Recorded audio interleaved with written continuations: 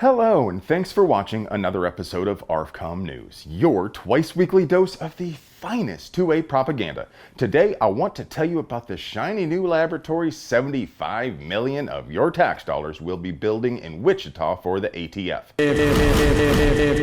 They'll use this money to double down on crackpot forensic techniques like matching extractor or rifling marks, which have been repeatedly proven to be less accurate than throwing bones or reading tea leaves.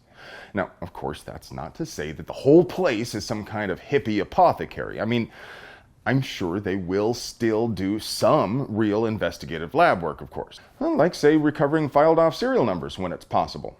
Unless the bad guy painted the metal with a stamp after filing off the serial number, then they're pretty much hosed.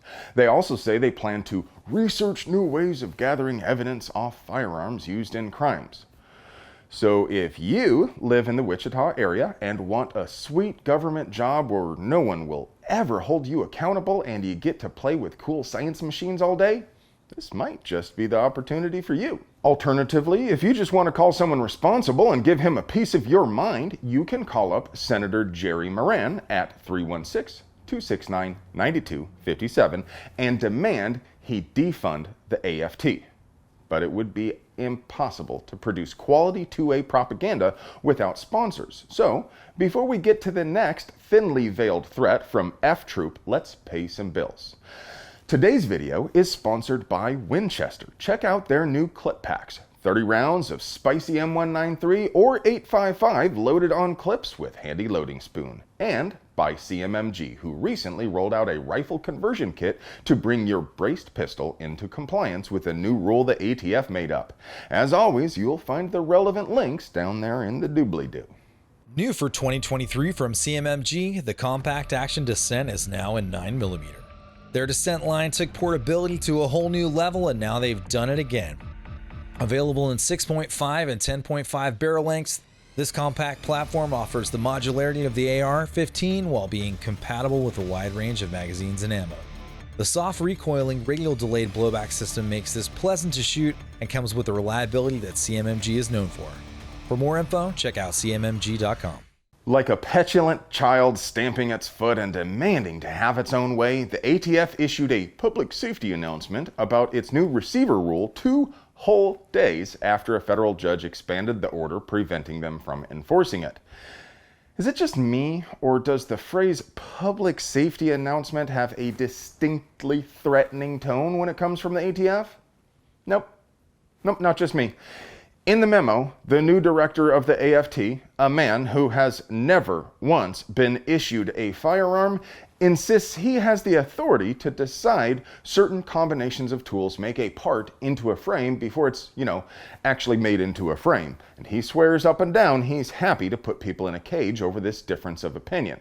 I don't know, man. Seems like they're trying awfully hard to scare people out of doing something we've been saying is perfectly legal all along. Almost like they already know where this is going.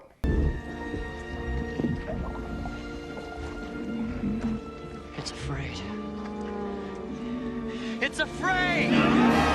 Back in November, we reported to you about how Big Daddy's retail store in Gainesville, Florida was raided by sheriffs under a writ of replevin, and deputies seized a whole mess of their inventory.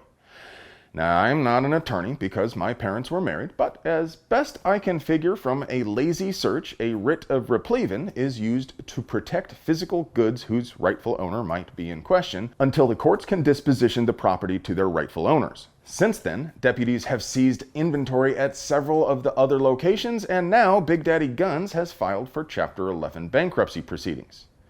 To be clear, Big Daddy Guns is a separate business entity from Big Daddy Unlimited, but both are owned by Tony and Sherry McKnight, and the Gainesville BDG store was moved into the same building as the BDU headquarters pretty recently. While it will take herds of lawyers and accountants to untangle everything, it's at the least plausible the McKnights transferred debt to the physical BDG stores in order to keep BDU solvent so they can continue selling woke coffee and NFTs.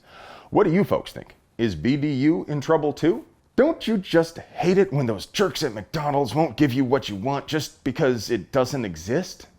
This classy lass was definitely not loving it when she drove through McDonald's and demanded a cheeseburger bundle. When the cashier told Quavi Young there was no such thing, but she could sell the items a la carte, Quavi drove off, then came back and pointed a gun at the cashier. I don't want lunch. I want breakfast. Yeah, well, hey, I'm really sorry. Yeah. Well, hey, I'm really sorry too. For some strange reason, the cashier had like zero chill about that and called the police, who came and arrested Quavi for driving with a suspended license, aggravated assault with a deadly weapon, and open carry because that's still illegal in Florida. The best part? The gun in question is a Smith & Wesson Shield with a 50-round drum mag. Friends, for your viewing pleasure, I present an image of a shield attached to a 50-round drum. Please note, I didn't say that it has the mag attached to the gun in the same way that people will just never shut up about telling you how they built the A-10 around the GAU 8 Avenger, not the other way around. I didn't even know they made drum mags for the shield, did you? And now, for your moment of zen.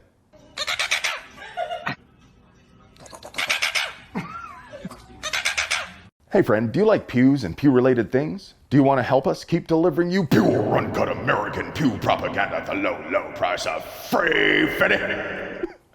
We literally couldn't pay the bills without our sponsors, so do us a solid and get yourself something nice from them. You deserve it. I love you.